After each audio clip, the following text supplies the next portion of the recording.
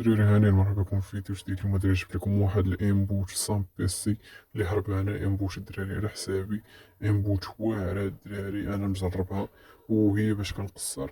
المهم الدراري الانبوت اللي جبت لكم راه ما فهمتش انتي بان، ما جبانيكم والو، لا دخلتو بهادشي سيرفر وانبوت عادية ما ديرش لكم مشاكل في السيرفرات وداك ما فيهاش داك التكالوين.